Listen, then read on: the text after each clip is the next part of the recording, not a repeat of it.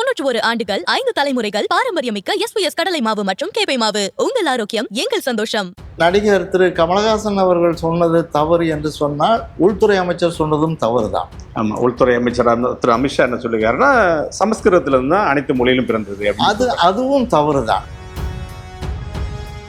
அமித்ஷா மன்னிப்பு கேட்கணும் அப்படின்னு எந்த நீதிமன்றம் தான் சொல்லுமா அப்படின்னு தெரியல. சொல்லுமா என்பதை எதன் தேவை காரணமாக மொழி உருவானதோ அதை கொண்டு மொழியை பிரிக்கிறாங்க, மனிதர்களை சமூகத்தை பிரிக்கிறாங்க. இங்க எல்லாம் தமிழ் தான் இருந்ததுன்னா அப்ப கன்னடம் இல்லையா, மலையாளம் இல்லையா, தெலுங்கு இல்லையா, துளு இல்லையா அப்படின்னா அதெல்லாம் என்ன, ஒண்ணு பின்னாடி கிளைத்த மொழிகளாக இருக்கலாம். காவிரி ஆற்றை நாம் காவிரி தாய்ன்னு தான் சொல்றோம். பயன் தரக்கூடிய ஒன்றை நீங்கள் தாயாக கும்பிடுகிறீர்கள் என்றால் உங்களுக்கு எந்த மொழி சொற்கள், எந்த மொழி உங்களுக்கு பயன்பட்டு இருக்கிறது என்று நீங்கள் பார்த்தால் அதையும் தாயாக கும்பிடலாம். நீங்கள் வழிபடுகிற கடவுளுக்கு உங்கள் மொழி இல்லாமல் வேறொரு மொழியை கொண்டு நான் வழிபாடு செய்ய சொல்லுவேன். அரசியல் இருக்கு இல்லையா? எழுதப்பட்ட மொழியாக, அதாவது எழுத்தை பயன்பாட்டில் கொண்ட ஒரு மொழியாக, மூத்த மொழியாக இருக்கிறது தமிழ். மற்ற மொழிகள்லாம் அவ்வளோ காலத்துக்கு முன்னாடி எழுத்து வடிவில் இல்லை, சமஸ்கிருதம் கூட இல்லை. விகடநேயர்களுக்கு வணக்கம். நடிகர் திரு கமலஹாசன் அவர்கள் தமிழிலிருந்து கன்னடம் பிறந்தது அப்படிங்கிற ஒரு கருத்தை சொன்னதற்கு கர்நாடகாவில் சர்ச்சை வெடிச்சது. இப்போ கர்நாடகா உயர்நீதிமன்றம் கமலஹாசன் அவர்கள் மன்னிப்பு கேட்கணும் அப்படின்னு சொன்ன பிறகு இந்த சர்ச்சை மேலும் அதிகரிச்சிருக்கு. இந்த சூழலில் இந்த பிரச்சனை குறித்து பேசுவதற்காக தஞ்சை தமிழ் பல்கலைக்கழகத்தின் முன்னாள் துணைவேந்தர் திரு மா ராசேந்திரன் அவர்கள் நம்முடன் இருக்கிறார். வணக்கம் சார். வணக்கம். இப்போ கர்நாடகாவுக்கும் தமிழ்நாட்டுக்கும் காவிரி நதிநீர் பிரச்சனை வந்திருக்குது. கன்னட தமிழர் அப்படிங்கிற ஒரு மோதல் வந்திருக்கு. இப்போ மொழியை வச்சு இவ்வளோ தீவிரமாக ஒரு சர்ச்சை போகிறது, இதை எப்படி பார்க்குறீங்க சார்? ஒரு மொழியிலிருந்து இன்னொரு மொழி தோன்றியது என்பது அறிஞர்களால் ஏற்றுக்கொள்ளக்கூடிய ஒன்றாக இல்லை. ஏனென்றால் ஒரு மொழி எப்போ பிறந்தது தோன்றியதுங்கிறத யாராலும் அறுதிட்டு சொல்ல முடியாது. மனிதகுல வரலாற்றில் அது ஒரு பரிணாம வளர்ச்சியில் வந்துருவோம். இரண்டாவது, பரிணாம வளர்ச்சியே விலங்குகளிலிருந்து மனிதனாக அவனை வளர்த்தெடுத்ததே மொழி தான். இல்லாட்டி விலங்குகள்லாம் பறவைகள்லாம் அப்படியே இருக்குது, மனிதன் மட்டும்தான் மனிதனாக வளர்ந்துருக்கிறான். அப்புறம் எல்லா உயிரினங்களைப் போலவே பயந்து கொண்டிருந்த இவன் எல்லா உயிரினங்களையும் பயமுறுத்துகிறவனாக மாறியிருப்பதும் அந்த மொழி தான். அதனால் மொழி தான் அவனை வளர்த்திருக்கிறது. அப்படி இருக்கிற போது ஒரு மொழி எப்போது தோன்றியது என்பதை உறுதி செய்யப்பட முடியாத காலத்தில், இப்போதும் முடியாத காலத்தில், இவள் என்று பிறந்தனள் என்று உணர முடியாதது தமிழ் என்று சொல்வதை போல, அப்போது ஒரு மொழியிலிருந்து இன்னொரு மொழி தோன்றியது, உருவானது என்று சொல்வது அவ்வளவு ஏற்கத்தக்கதாக இல்லை. அப்படி என்றால் நடிகர் திரு கமலஹாசன் அவர்கள் சொன்னது தவறு என்று சொன்னால் உள்துறை அமைச்சர் சொன்னதும் தவறு தான். ஆமாம், உள்துறை அமைச்சர் திரு அமித்ஷா என்ன சொல்லுகிறாருன்னா சமஸ்கிருதத்துல இருந்து தான் அனைத்து மொழியிலும் பிறந்தது. அதுவும் தவறு தான். அதுக்கு இந்தியா முழுக்க இப்படி ஒரு எதிர்ப்பு கிளம்பி இருக்க வேண்டும். அதுக்கு நீதிமன்றம் போனால் இப்படி நமக்கு ஒரு தீர்ப்பு வருமா என்பதையும் யோசிக்க வேண்டும். அமித்ஷா மன்னிப்பு கேட்கணும் அப்படின்னு எந்த நீதிமன்றம் தான் சொல்லுமா அப்படின்னு தெரியல. சொல்லுமா என்பதை தெரிந்து கொள்ள ஆசையாக, ஆர்வமாக, விருப்பமாக இருக்கிறோம். அப்படி என்றால் இப்போ இந்த மொழியினுடைய அந்த பரிணாம வளர்ச்சியினுடைய தொடக்கம், இப்போ நாம் உயிரினங்களில் பறவைகளாக, விலங்குகளாக இருந்து மனிதர்கள் இப்படி மனிதர்களாக மாறினார்கள் அப்படிங்கிறத சொல்கிறோம் இல்லையா? அப்போது 4 கால்களில் 2 கைகளாக மாற்றிக்கொண்ட பிறகுதான் இவர் மனிதனாகிறார். அப்போ உனக்கு முடித்தது. அப்போ இயல்பாக, இயற்கையாக என்ன நடக்கிறது என்று பார்த்தா, ஓசை இருக்கு, எல்லாவற்றிலும் ஒரு ஓசை இருக்கிறது. ஓசை வேறு, ஒலி வேறு. ஓசை என்பது இசையாகிறது. ஓசைக்கு பொருள் இல்லை, உணர்வு தான் உண்டு. ஆனால் ஒலிக்கு ஒலி குறிப்பு என்று பொருள். ஒலியில் குறிப்பு இருக்கும். உதாரணமாக நீங்கள் ஒரு குரல் எழுப்பினால் இடி ஓசை என்றால் அதற்கு பொருள் இல்லை, இடி ஓசை. ஆனால் முரசொலி என்றால் அதுக்கு ஒரு குறிப்பு இருக்கிறது, கருத்து இருக்கிறது இல்லையா? அப்படி இந்த ஒலிக்கு ஒரு குறிப்பு இருக்கிறதல்ல, அந்த குறிப்பிலிருந்து கருத்து உருவாகி கருத்தை மற்றவர்களுக்கு உணர்த்துவதாக இந்த ஒலியை மொழியாக்கி கொண்டார்கள். மற்ற பறவைகள் விலங்குகளிடமும் ஓசை இருக்கிறது, அது ஒளி இருக்கிறது, குறிப்பாக இருக்கிறது. அது கருத்தாக மொழியாக அது வளர்த்தெடுக்கவில்லை. அப்படி என்றால் ஓசை ஒளியெல்லாம் ஆனாய் நீயே என்று கடவுளையும் அவர்கள் சொன்னார்கள். ஓசை ஒளி என்ற அந்த வளர்ச்சியை சொன்னார்கள். அப்படியான இந்த மொழியை நாம் எதற்காக இந்த மொழி தேவைப்பட்டிருக்கும்? மனித குலத்திற்கு நாம் ஒற்றுமையாக வாழ வேண்டும் என்று ஒரு குறிப்பிட்ட குழு தாங்கள் உணர்வதை, உணர்ச்சியை, கருத்தை மற்றவர்களுக்கு சொல்ல வேண்டும் என்பதற்காக ஒரு குழு தங்களுக்குள் ஒற்றுமையாக இருக்க வேண்டும் என்பதற்காக ஒளியை மொழியாக மாற்றிக்கொண்டிருக்கிறார். ஆனால் இந்த எதற்கு தேவைப்பட்டதோ, எதன் தேவை காரணமாக மொழி உருவானதோ அதை கொண்டு மொழியை பிரிக்கிறாங்க, மனிதர்களை, சமூகத்தை பிரிக்கிறார்கள். அப்போ ஒற்றுமைக்காக உருவான ஒரு ஒன்றை நீங்கள் அதை கொண்டே வேற்றுமையை வளர்க்க பார்ப்பது நியாயம் இல்லை. சரிங்களா? அப்போ ஒரு மொழி இன்னொரு மொழியை உருவாக்க முடியுமா? ஒரு மொழியிலிருந்து இன்னொரு மொழி பிறந்தது என்றால் அது ஆண் பெண் அல்ல, அவர்கள் தான் இன்னொரு சந்ததிகளை உருவாக்குவார்கள் என்பது. ஆனால் ஒரு மொழி இன்னொரு அப்படி சொல்லக்கூடாது. ஒரு மொழியிலேருந்து இன்னொரு மொழி பிறந்தது சொல்லக்கூடாது. ஏன் சொல்லக்கூடாது? அப்படி அது மொழிங்கிறது யாராலும் உருவாக்கப்பட்டதில்லை இல்லையா? சமூகத்தினால் உருவானது, இயற்கையாக உருவானது. அந்த மொழி என்பது இப்போ என்ன வியப்பு என்றால், உலகத்தில் உள்ள எல்லா மொழிகளையும் நீங்கள் எடுத்து பார்த்தீர்கள் என்றால் அடிப்படையில் சில கூறுகள் ஒரே மாதிரி இருக்கும். எல்லா மொழியிலையும் உங்களுக்கு எழுவாய் பயனிலை செய்யப்படும் பொருள் இருக்கும், சப்ஜெக்ட் ஆப்ஜெக்ட் ப்ரெடிகேட் இருக்கும், இருந்தானே? அப்போ எல்லா மொழிகளுக்கும் யார் இப்படி ஒரு வரையறை செய்து வைத்தார்கள் அப்படின்னு ஒரு கருத்து, ஒரு கொள்கை என்ன சொல்றாங்கன்னா, உலகத்தில் உள்ள 7000 சில்லறை மொழிகளும் ஒரு மூதாதையர் மொழியிலிருந்து தான் வந்திருக்கணும் அப்படின்னு சொல்றாங்க. அப்போ இந்த மூதாதையர் மொழியினுடைய மரபணு இருக்கு பாருங்க, டிஎன்ஏ, அதை என்னன்னு கண்டுபிடிச்சா அதுலேருந்து இதெல்லாம் விலகாம இருக்கு அப்படிங்கிறதாக ஒரு கருத்து தான். அதற்கு ஆதாரங்கள் இதுவரையும் கண்டுபிடிக்கப்படவில்லை. ஒரு நினைக்கிறாங்க அப்படி இருக்கலாமோ அப்படின்னு. அப்போ உலகம் முழுக்க மனிதர்கள்னா மூக்கு இருக்கு, வாய் இருக்கு, காது இருக்கு, கண் இருக்கு என்பதனாலேயே இவர்கள் எல்லாம் ஒரே தாய் தந்தையினுடைய குழந்தைகள் அப்படின்னு சொல்ல முடியுமா? சொல்ல முடியாது. ஆனால் இவர்களுக்கு மூக்கு, காது, கண் இருந்த போதிலும் வெவ்வேறு அடையாளங்கள், வெவ்வேறு சிறு சிறு வேறுபாடுகள் இவர்களுடைய அடையாளங்களாக திகழ்கின்றன. எல்லாருக்கும் மூக்கு ஒரே மாதிரி இல்லை, எல்லாருக்கும் கண் ஒரே மாதிரி இல்லை. அப்போ இதை வேறுபடுத்துவது எதுன்னு பார்த்தாங்க. இதை வேறுபடுத்துவது என்பது நிலமும் பொழுதும் வேறுபடுத்தியிருக்கு. எந்த இடம், அங்கே உள்ள தட்பவெட்ப நிலை என்ன, இதற்கேற்ப மனித உடலில், உயிரினங்களில் சில மாற்றங்கள் இருக்கு அப்படின்னு நினைச்சாங்க. அப்போ இதை நம்ம தொல்காப்பியம் தான் ரொம்ப சிறப்பாக சொல்லியிருக்கு. முதற் பொருள் என்பது கடவுள் இல்லை, நிலமும் பொழுதும் தான் முதற் பொருள்னு சொல்லுது. கடவுள் எல்லாம் கருப்பொருள் தான் வருவார். அப்போ முதற் பொருள்ங்கிற நிலமும் பொழுதும் தான் உங்களுக்கு மனிதர்களை அடையாளப்படுத்துகிறது, வேறுபடுத்துகிறது. மனிதர்களை மட்டும் இல்லை, அவங்க வாழ்க்கை முறையை, அவங்களுடைய விழுமியங்களை. இப்போது நான் மலேசியாவுக்கு போயிருந்தப்போ பார்த்தேன், மான்கறி சாப்பிடுங்கள்னு விளம்பர பலகை வச்சுருக்காங்க. இங்கே நம்ம மான் கறின்னா உங்களுக்கு தண்டனைக்குரியது.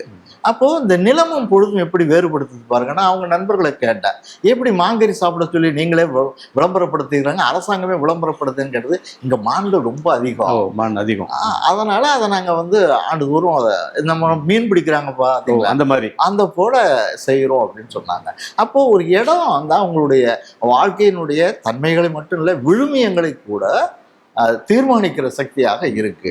அப்ப அந்த நிலமும் பொழுதும் தான் உங்கள் ஒளியை மொழியாக்குகிற போதும் தீர்மானிக்கிற சக்தியாக இருக்கு. அப்போ ஆங்கிலம் பேசுகிறவர்களாக இருந்த போதிலும் எல்லாரும் பிபிசி ஒலிப்போடு எல்லாரும் பேசுறாங்கன்னு சொல்ல முடியாது. அமெரிக்கர் பேசுகிற ஆங்கிலம் வேறு, ஆஸ்திரேலியாவில் இருப்பவர் பேசுகிற ஆங்கிலம் உச்சரிப்பு, ஒலிப்பு முறை வெவ்வேறாக இருக்கும். அப்போ என்ன, அந்த நிலத்துக்கும் பொழுதுக்கும் ஏற்ப அந்த ஒலிக்கூறுகள் மாறுபடுது. இதெல்லாம் அப்போ நீங்க ஒரே மொழி எப்படி பல்வேறு இடங்கள்ல அப்படி மாறுது அப்படி என்றால், நமக்கு 5 திணை பாகுபாடுகள் உண்டு. குறிஞ்சி, பாலை, முல்லை, மருதம், நெய்தல்னு. இந்த 5 நிலத்திலையும் ஒரே மாதிரி தான் பேசிக்கிட்டு இருப்பாங்களா? அப்படி இல்லை. செந்தமிழ், கொடுந்தமிழ்னு தொல்காப்பியரே பிரிக்கிறார். செந்தமிழ் சேர்ந்த பன்னீர் நிலத்தில்.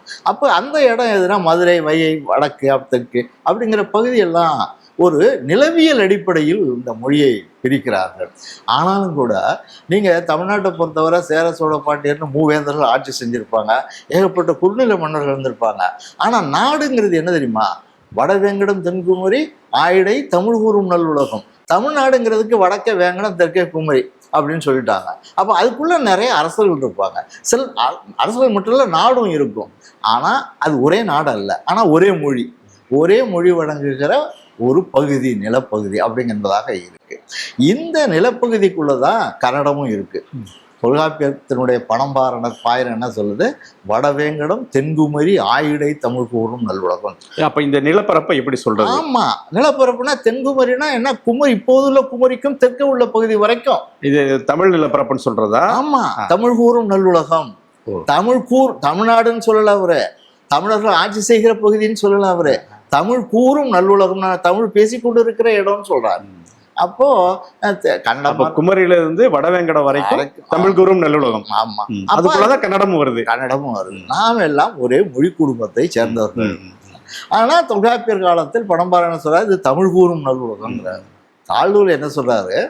நீங்க இந்த ஒளி அமைப்பு, இலக்கண அமைப்பு, இதன் அடிப்படையில தான் மொழி குடும்பங்களை பிரிக்கிறாங்க. அப்ப பாருங்க, சமஸ்கிருதம் திராவிட மொழி குடும்பத்துல இல்ல, அது இந்தோ ஐரோப்பிய மொழி குடும்பத்துக்கு போகுது. இந்தியாவுக்கும் ஐரோப்பியர்களுக்கும் எவ்வளவு இடப்பட்ட காலம், அவர்கள் அங்கிருந்து வந்தவர்கள் என்பதாக கருதி அந்த மொழி அமைப்புலாம் வச்சுக்கிட்டு அப்படி முடிவு பண்றாங்க. சரி, இப்ப திராவிட மொழி குடும்பத்துல இவர் பணம்பாரணர் வடவேங்கடம் தென்குமரி ஆயிடை தமிழ் கூறும் நல்லுலகம்னு சொல்லிட்டாருன்னா, இங்க எல்லாம் தமிழ் தான் இருந்ததுன்னா அப்ப கன்னடம் இல்லையா, மலையாளம் இல்லையா, தெலுங்கு இல்லையா, துளு இல்லையா? அப்படின்னா அதெல்லாம் என்ன? ஒண்ணு பின்னாடி கிளைத்த மொழிகளாக இருக்கலாம். கால்டுவெல் சொல்றாரு இவை எல்லாமே ஒரு மூதாதையர் மொழியிலிருந்து தோன்றியவைங்கிறார். அந்த புரோட்டோ டிராவிடியன் லாங்குவேஜ். இது எல்லா மொழி குடும்பத்துக்கும் இந்த புரோட்டோவை சேர்த்துப்பாங்க. இந்த ஐரோப்பிய மொழிக்குமானாலும் சரி, அதுக்கு புரோட்டோவை சேர்த்தா அதுக்கு முந்தைய மூதாதையர் மொழி. அப்ப திராவிட மொழிகளுக்கு ஒரு மூதாதையர் மொழி இருக்கு. அந்த மொழியிலிருந்து இவை எல்லாம் வந்திருக்கின்றன. கால்டுவெல் சொல்றாரு பழந்திராவிடம் மூல திராவிட மொழின்னு ஒண்ணு இருந்திருக்கு. அப்ப அந்த மூல திராவிட மொழி, பழந்திராவிட மொழி, மூல திராவிட மொழி, அதுதான் அந்த மூல திராவிட மொழின்னு இருக்கு பாருங்க, அது மூதாதையர் மொழின்னு சொல்றாங்க. அடுத்த செய்தி தான் ரொம்ப முக்கியம். அந்த மூதாதையர் மொழி என்னவாக இருக்க முடியும் என்றால், இப்போது இருக்கிற தமிழுக்கு இணக்கமாக நெருக்கமாக இருந்திருக்க வேண்டும். அப்போ அந்த மூதாதையர் மொழியில என்னென்ன கூறுகள் இருக்குமோ அதெல்லாம் இப்ப எங்க இருக்குன்னா தமிழ்ல இருக்குங்கிறார். அதான் அப்போ என்ன மூதாதையர் மொழின்னு வேற ஒரு மொழி இருந்திருக்கு, அது தமிழ்ல அது ரொம்ப, அதாவது அடுத்தடுத்த தலைமுறைன்னு சொல்றோம் இல்லையா? இப்ப நீங்க அமெரிக்காவோ ஐரோப்பிய நாடுகளிலே குடிய பெயர்ந்து இருந்தீங்கன்னா நீங்க நல்லா தமிழ் பேசுவீங்க, உங்க பையன் தமிழும் அந்த பகுதி மொழியும் கலந்து பேசுவார். அடுத்த தலைமுறை என்னாகும், இன்னும் கொஞ்சம் கொஞ்சமா அந்த மொழி இழக்கும். தாய்மொழி லாங்குவேஜ் லாஸ்ன்னு சொல்லுவாங்க, அது மொழி இழப்புன்னு. அது தன்னுடைய பயன்பாட்டை குறைச்சிட்டு மற்ற மொழி செல்வாக்கில் அது வரக்கூடும். அப்படி அந்த மூல திராவிட மொழிக்கு அடுத்த மொழியாக தமிழ் இருந்திருக்கு அப்படிங்கிறார். அப்போ மூல திராவிட மொழி எல்லாம் வந்தாலும் இப்போதும் நினைச்சு பார்க்குற அளவுக்கு பக்கத்தில் இருக்க மொழி தமிழாக இருக்கு. அதுக்கு என்ன உதாரணம் அப்படின்னு சொன்னா, தண்ணிக்கு தண்ணீர் நம்மக்கிட்ட இருக்கு, நீர் இருக்கு, வெள்ளம் இருக்கு. இந்த சொற்கள் எல்லாம் தெலுங்கு, மலையாளம், கன்னடத்தில் இருக்கு. ஆனா இவ்வளவு சொற்களையும் கொண்டிருக்கிற ஒரே மொழி தமிழா இருக்கு. இப்ப தண்ணீருங்கிறது தெலுங்குல இல்லை, நீருன்னு சொல்லிடுறீங்க. வெள்ளங்கிறது மலையாளத்துல இருக்கு, தண்ணீருங்கிறது இல்லை, நீருங்கிறது இல்லை. ஆனா மலையாளத்துல இருக்க வெள்ளம் இருக்கு, தெலுங்குல இருக்க நீர் இருக்கு, தமிழ்ல தண்ணீர் இருக்கு அப்படின்னு சொன்னா அந்த எல்லா சொற்களும் தமிழ்ல இருக்கு. ஆனா அந்த கன்னடத்துல தமிழ்ல இருக்க ஒரு சொல்லுதான் இருக்கு, மலையாளத்துல ஒரு சொல்லுதான், தமிழ்ல எல்லாமே இருக்கு, எல்லாம் சேர்ந்து இருக்கு. அப்ப என்ன இருக்கணும், இதுல இருந்து அதையெல்லாம் போயிருக்கிறதுக்கு வாய்ப்பு இருக்கு அப்படிங்கிறதாக ஒரு கருத்து. அதனாலதான் நம்ம தமிழ் தாய் வாழ்த்து என்ன சொல்லுது, கன்னடமும் தெலுங்கும் மலையாளமும் தெலுங்கும் உதிரத்து உதித்து எழுந்தது அப்படின்னு நம்ம தமிழ் தாய் வாழ்த்துல நாள்தோறும் நம்ம நிகழ்ச்சிகள்ல பாடிட்டு இருக்கோம். அதைத்தான் திரு கமலஹாசன் சொல்லியிருக்கக்கூடும். இந்த உதிரத்து உதித்தெழுந்ததுங்கிறது இருக்குல்ல, அவர் தமிழ்தாய் வாழ்த்துன்னு சொன்னது தமிழை வாழ்த்தினாரா, தமிழுக்கு அந்த மூல திராவிட மொழின்னு ஒன்று இருந்தது, அது தமிழோட நெருக்கமான அந்த மொழியை வாழ்த்தினாராங்கிறது அடுத்த கேள்வியாக அவங்க வைக்கக்கூடும். நம்மை பொறுத்தவரை என்னன்னா, இது ஒரு குடும்பம், திராவிட மொழிங்கிறது ஒரு குடும்பம். அதுல தமிழ், தெலுங்கு, மலையாளம், கன்னடம் எல்லாம் 86 மொழிகள், திராவிட 86 மொழிகள் இருக்கு, அதுக்குள்ள இருக்கு. அந்த மொழிகள்ல இப்பவும் சிறப்பாக பேசப்படுகிற ஒரு 7 மொழிகள் இருக்கு. அப்படின்னு திருந்திய திராவிட மொழிகள், திருந்தாத திராவிட மொழிகள் அப்படின்னு சொல்லி அவர் வகைப்படுத்துவாரு. இதுல உங்களுக்கு வட திராவிட மொழி, தென் திராவிட மொழி, நடு திராவிட மொழி அப்படின்னு 3 வகையாக சொல்லுவாங்க. இப்படியெல்லாம் பாகுபடுத்தி பார்ப்பாங்க. அப்போது அந்த மொழி என்பது ஒரு நிலவியல் அடிப்படையில் பிரிகிறது. அந்த நிலவியல் அடிப்படையில் இருக்கிற அந்த மொழி வந்து காலகட்டத்தில் அரசாட்சி செய்கிறவர்களின் அடிப்படையில் பிற மொழி பேசுகிறவர்கள் வந்து ஆட்சியில் இருக்காங்கன்னு வச்சுங்க, அவர்களுடைய செல்வாக்கின் காரணமாக அந்த மொழியில் அந்த மொழி சொற்கள் கலந்து அது ஒரு கிளை மொழியாக மாறும். இப்போ மலையாளத்தில் தமிழ் சொற்கள் இருப்பதை போலவே சமஸ்கிருதம் நிறையா இருக்கும், தெலுங்குல இருக்கும்.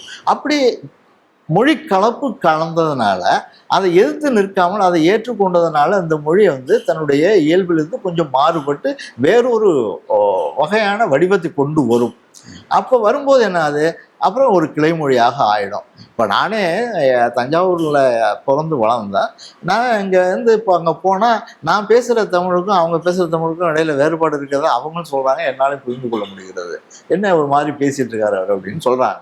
அப்போது அந்த செய்கிற வேலை, இருக்கிற இடம், நாம் சந்திக்கிற நண்பர்கள், நம் மீது செல்வாக்கு செலுத்தக்கூடிய பண்பாட்டு சூழல், அரசியல் சூழல்லாம் எனக்கு பாருங்கள், இதெல்லாம் நம்ம மொழியில் சில மாற்றங்களை ஏற்படுத்தக்கூடும். அப்படி ஏற்படுத்தும் போது இதில் வந்து நம்ம கலப்படம்னு சொல்லலை. கலப்பது வேறு, கலப்படம் வேறு. கலப்படம் என்பது உங்களுடைய அசல் தன்மையை சீர்குலைக்கக்கூடியது.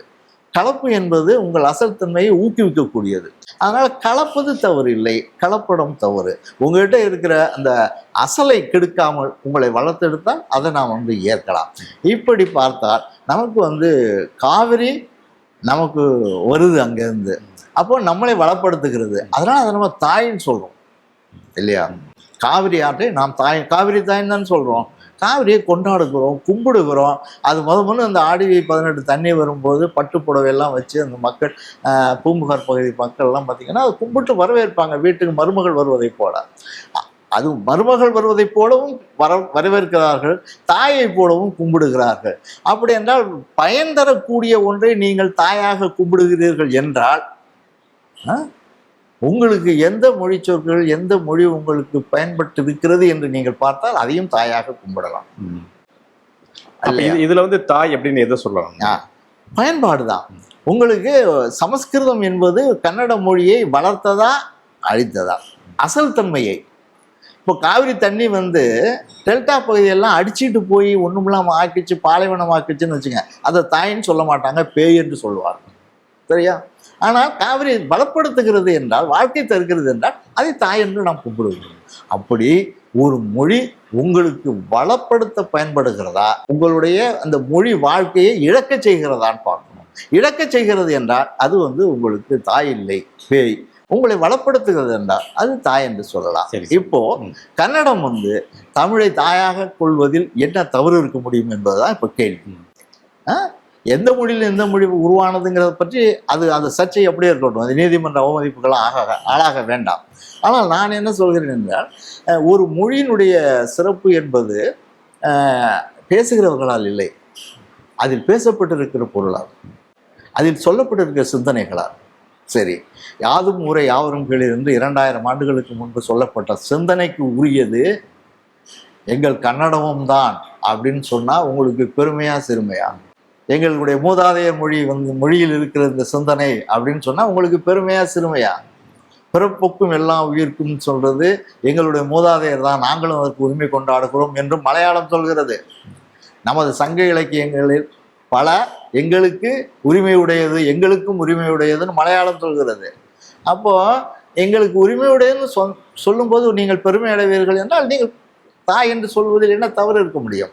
இல்லை சார், இப்போ அதாவது தமிழ்ல இருந்து கன்னடம் பிறந்தது அப்படின்னா பிறந்ததுன்னு நான் சொல்லல. இல்ல அதுதான். இப்போ அவங்க கர்நாடகா அந்த மக்கள் எதிர்ப்பு தெரிவிக்கிறாங்கல்ல, அவங்களுடைய பார்வையில பார்க்கும்போது தமிழ் மூத்த மொழி அப்படிங்கிறத ஒத்துக்கிறாங்க. அதுல வந்து தமிழ்ல கன்னட அறிஞர், தமிழ மொழி அறிஞர்லாம் ஒத்துக்கிறாங்க. ஆனா தமிழ்ல இருந்து வந்தது அப்படின்னு சொல்லாத அப்படின்றது அவங்களுடைய அப்ஜெக்ஷனா இருக்கு. ஆமா, அதில் நானும் சரிதான். எந்த மொழியிலிருந்தும் எதுவும் தோன்றியதுன்னு சொன்னாக்கா நான் ஒத்துக்க மாட்டேன். அதாவது சமஸ்கிருதம் தமிழ் வந்ததுங்கிறத எப்படி மறுத்தனோ அதை போல இது ஒரு குடும்ப மொழி, கிளை மொழி.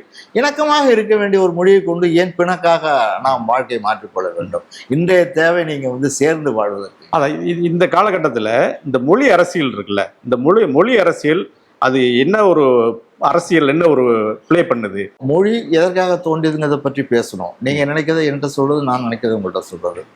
ஒரு 2000 ஆண்டுகளுக்கு முன்னாடி பூம்புகாரை பற்றி சொல்கிற அந்த பட்டினப்பாலை, புறநராற்றுப்படை, இதிலெல்லாம் என்ன சொல்லப்படுதுன்னு பார்த்தா முக்கியமான ஒரு 2 செய்தி பார்க்கணும். மொழிபெயர் தேயத்தோர் பலரும் கூடி, யாருங்க? மொழிபெயர் தேயத்தோர், வெவ்வேறு நாட்டிலிருந்து வெவ்வேறு மொழிகளை பேசி கொண்டிருப்பவர்கள் எல்லாம் ஒரே இடத்தில் வந்து இணக்கமாக வாழக்கூடிய இடம் பூம்புகார்னு அதில் பாடு. களம்பெயர் கலந்து இனிது உறையும் பட்டினப்பாக்கம், அந்த பட்டினப்பாளையில் காவிரி பூமண்டலத்தில் கலந்து இந்த மொழி பேசுகிற பல பேர் நாட்டை சேர்ந்தவர்களும் கலந்து வாழ்கிற ஒரு இடமாக காவிரி பூம்பட்டினம் இருந்ததாக கொண்டாடி இருக்கிறது. சரியா? அப்போ சேர்ந்து மொழி நம்மளை பிரிக்கக்கூடாதுங்கிறது தான். பாருங்க, அதில் என்ன நுட்பம் அப்படின்னா, மொழி என்பது என் மனதில் உள்ளதை உங்களுக்கு தெரிவிக்க தானே. ஆனால் அந்த மொழி அரசியல் இப்போது மட்டும் இல்லை. நான் சொல்வதை நீங்கள் புரிந்து கொள்ளாமல் என்னிடம் நீங்கள் பணிவாக அடிமையாக இருக்க வேண்டும் என்பதற்காக நான் வேறொரு மொழியை பயன்படுத்துவேன். மொழி அரசியல் அங்கே தான் இருக்கு. நீங்கள் வழிபடுகிற கடவுளுக்கு உங்கள் மொழி இல்லாமல் வேறொரு மொழியை கொண்டு நான் வழிபாடு செய்ய சொல்லுவேன். அரசியல் இருக்கு இல்லையா? உங்கள் வீட்டு எல்லா சடங்குகளிலும் வேறொரு மொழியை கொண்டு தான் நான் செய்வேன். அரசியல் இருக்கா இல்லையா? அப்படி என்றால் என்ன பொருள்? உங்களுக்கு தெரியாத மொழியை கொண்டு நான் உங்களை அடிமைப்படுத்த எனக்கு முயற்சிக்க வாய்ப்பு இருக்கிறது. 2வது பாருங்க, நான் மனதில் உள்ளதை உங்களுக்கு தெரிவிக்கத்தானே மொழி. அப்படியே தலைகீழாக மாற்றி நான் என் மனதில் உள்ளதை மறைப்பதற்கு மொழியை பயன்படுத்த தொடங்கிவிட்டேன். மொழியின் பயன்பாடு என்பது மாறிவிட்டது. எப்போ மாறி வந்திருக்கு? பிற மொழி வந்து மாத்துச்சு. இப்போவும் நம்ம என்ன நினைக்கிறோம்? இந்த மொழியை மனதில் உள்ள சொல்றதுக்கு பதிலாக மனதில் உள்ளதை மறைப்பதற்காக தான் அந்த மொழியை பயன்படுத்த தொடங்கிவிட்டார்கள் தோணுது. அப்போ மனதில் உள்ளதை மறைப்பதற்காக இந்த மொழியின் பயன்பாட்டை மாற்றினால் இணக்கமான வாழ்க்கைக்கு வாய்ப்பு இல்லை, பிணக்குகள் தான் வரும். அப்போ ஒரு மொழியிலிருந்து பிறந்தது இன்னொரு மொழி என்று சொல்வதன் மூலமாக 2 மொழிக்காரர்களையும் நீங்கள் இணக்கமாக ஆக்குகிறீர்களா அப்படின்னு இருக்கு. அதற்கு பதிலாக இந்த சிந்தனைக்குரியவர்கள் திராவிட மொழி குடும்பத்தை சேர்ந்த நாம் எல்லோரும் அப்படின்னு சொன்னா இணக்கமாக இருப்பதற்கு வாய்ப்பு இருக்கு. ஏன்னா மனிதகுல சிந்தனைன்னு தானே முக்கியமாக இருக்குங்க. மானிடவியல் தான் பார்வையில பார்க்கணும் இல்லையா? இப்போ யாதுமுறை யாவரும் கேளீர அந்த உலகம் முழுக்க கொண்டாடுவதற்கு காரணம் என்ன? இன்னைக்கு தேவைப்படுறது அதுவானத்தானே இருக்கு. ஆகவே அதை போன்ற சிந்தனைகளுக்கு நாம் எல்லாம் உரியவர்கள் அப்படின்னு சொன்னா அது தமிழ்ல இருக்குங்கிறது நம்ம கூடுதல் பெருமை. அது திராவிட மொழி குடும்பத்தில் இருக்கிறதுனால எங்களுக்கு அது உரிமையுடையதுன்னு எல்லாரும் கொண்டாடலாம். அப்படி நாம் கொண்டாடினால் நல்லா இருக்கும்னு தோணுது. சரி சார், நம்ம திராவிட மொழி அல்லது தமிழ் மொழி இது வந்து பலூச்சிஸ்தான் வரைக்கும் பேசப்பட்டிருக்கு அப்படின்னு சொல்கிறாங்க. அவ்வளோ ஒரு பரந்த ஒரு உலகத்தில் ஒரு பரந்த அளவில் வந்து இந்த மொழிகள் பேசப்பட்டிருக்குன்னு சொல்கிறாங்க. அந்த வரலாறை பற்றி. இந்த மொழிங்கிறது அந்த நிலத்தின் அடிப்படையில் தான் இருக்குது. 2வது பார்த்தீங்கன்னா மொழி என்பது வணிகத்துக்கு தான் முதல்ல தொடங்கியிருக்கு, பயன்பாட்டுக்கு தான் தொடங்கியிருக்கு. முதல்ல உணர்ச்சிகளை வெளிப்படுத்துறதா இருந்திருக்கும். போக போக பார்த்தா வந்து அதில் வணிக பயன்பாடு அதிகமாக இருக்குது. வணிக பயன்பாடு அதிகமாக இருக்குங்கிறதுக்கு 2 சொல்கிறோம் பாருங்க. எண்ணும் எழுத்தும் கண்ணெனத்தகும். இந்த எண்கிறது வணிகத்தை சம்மந்தப்பட்டது. நம்ம தமிழில் கூட பாருங்க, அந்த 10 பாட்டு 8 தொகை, 11 மேல் கணக்கு, 11 கீழ்கணக்கு, அப்புறம் 400, அக 400, இல்லை இப்படி வந்து எண்ணிக்கையின் அடிப்படையிலேயே நம்ம இலக்கியங்கள்லாம் இருக்கு பாருங்க.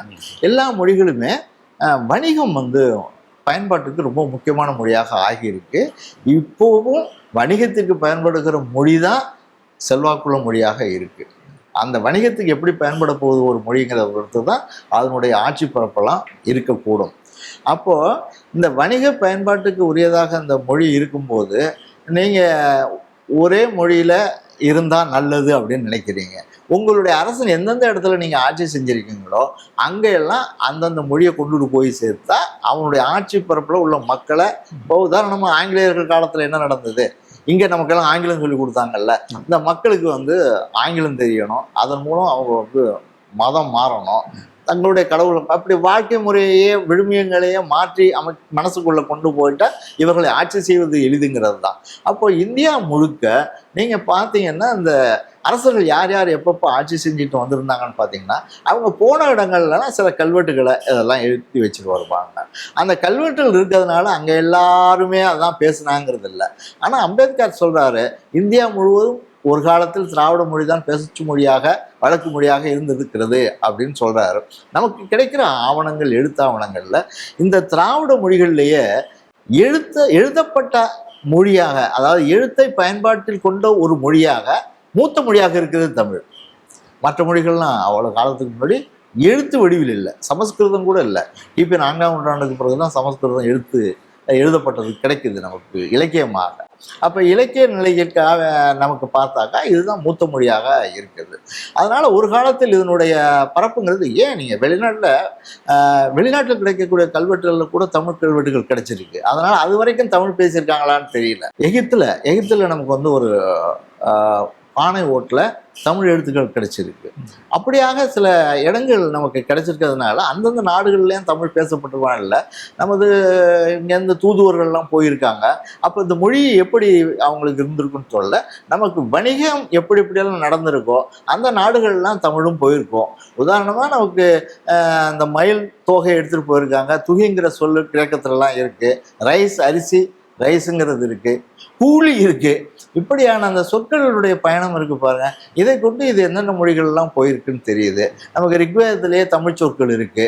அவங்க எங்கேருந்து வந்திருக்காங்க, ரிக்வேதம் எங்கேருந்து வந்தது, எவ்வளோ காலத்துக்கு முந்தியது அப்படின்னு பார்த்தாக்கா அதுக்கும் தமிழ்நாட்டுக்கும் தொடர்பு இல்லை. ஆனால் தமிழ் சொற்கள் அதில் இருக்குது. இதை கொண்டு நாம் வந்து மொழி வந்து அங்கங்கே வரக்கூடிய போகக்கூடிய மனிதர்களால் மொழிகள் முதல்ல கலந்துருக்கு. அதுக்கப்புறம் தான் மனிதர்கள் கலக்கிறாங்க அப்படின்னு புரிஞ்சுக்க முடியும். சரி சார், நிறைய விஷயங்கள் பேசியிருக்கோம். நன்றி நன்றி சார். நன்றி, வணக்கம். 91 ஆண்டுகள் 5 தலைமுறைகளின் பாரம்பரியத்துடன் வாடிக்கையாளர்களின் நன்மதிப்பை பெற்ற SVS கடலை மாவு மற்றும் கேப்பை மாவு.